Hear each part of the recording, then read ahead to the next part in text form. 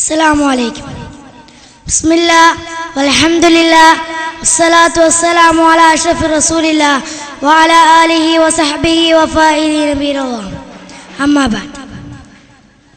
ബഹുമാനപ്പെട്ട അധ്യക്ഷൻ, ഉസ്താദുമാരെ, രക്ഷിതാക്കളെ, എൻ്റെ സ്നേഹനിധിയായ വിദ്യാർത്ഥി സുഹൃത്തുക്കളെ, കുട്ടികളുടെ മുത്തുനബി എന്ന വിഷയത്തെ ആസ്പദമാക്കി അല്പം സംസാരിക്കാനാണ് ഈ സന്ദർഭത്തിൽ ഞാൻ ഉദ്ദേശിക്കുന്നത്. അതിന് എനിക്ക് തൗഫീഖേകിയ അള്ളാഹുവിനെ ഞാൻ ആദ്യമായി സ്തുതിക്കുന്നു. അൽഹംദുലില്ലാഹ് അലാ കുല്ലി ഹാൽ. ജനിക്കുന്നതിന് മുമ്പ് തന്നെ പിതാവ് നഷ്ടപ്പെട്ട മുത്തുനബി സല്ലല്ലാഹു അലൈഹി വസല്ലം തങ്ങൾ കുട്ടികളോട് കുട്ടിക്കാലം മുതൽ തന്നെ കരുണ കാണിക്കുകയായിരുന്നു. ജീവിതത്തിന്റെ ഭൂമി കയ്യിലേക്ക് പിച്ച വെച്ചുകൊണ്ടിരിക്കുന്നതിന് മുമ്പ് തന്നെ ഉമ്മയും വിളിച്ചെല്ലിയപ്പോൾ പൂർണ്ണമായി യതീം അഥവാ അനാഥകനായി തീർന്ന ആ കുഞ്ഞുമോൻ ലോകത്തെ വാഴ്ത്തുന്ന നേതാവായി ഉയർന്നു വന്നത് നാം മനസ്സിലാക്കേണ്ട ഒരു വസ്തുതയാണ്.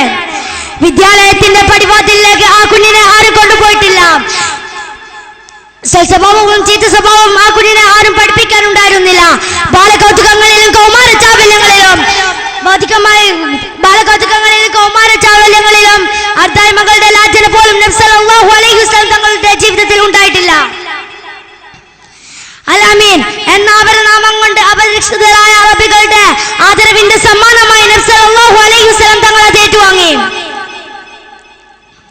വയടുത്തറിയുന്ന കൂട്ടുകാരെല്ലാം ആ വ്യക്തിത്വത്തെ വല്ലാതെ ബഹുമാനിച്ചു. സന്ദർഭ സഹചാരിയായ അബൂബക്കർ റളിയല്ലാഹു അൻഹു ഒരു നിഴൽ പോലെയാണ് സല്ലല്ലാഹു അലൈഹി വസല്ലം തങ്ങളെ പിന്തുടർന്നത്. രണ്ടുപേർ നടന്നു പോകുമ്പോൾ ഒരാളുടെ നിഴൽ മാത്രം പ്രത്യക്ഷപ്പെടുന്നതിൽ അല്പം അത്ഭുതം അബൂബക്കർ റളിയല്ലാഹു അൻഹു പലപ്പോഴും അത് ശ്രദ്ധിക്കാറുണ്ടായിരുന്നു. സുഹൃത്തുക്കളെ, നമ്മുടെ നബി സല്ലല്ലാഹു അലൈഹി വസല്ലം തങ്ങളുടെ ഭൗതികമായ പ്രത്യേകതകളിൽ ഒന്നാണ് നബി സല്ലല്ലാഹു അലൈഹി വസല്ലം തങ്ങൾക്ക് നിഴലില്ല എന്നത്.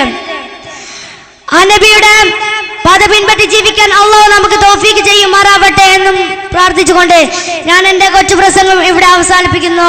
വആഖിറു ദഅവാനാ അനിൽ ഹംദുലില്ലാഹി റബ്ബിൽ ആലമീൻ. അസ്സലാമു അലൈക്കും.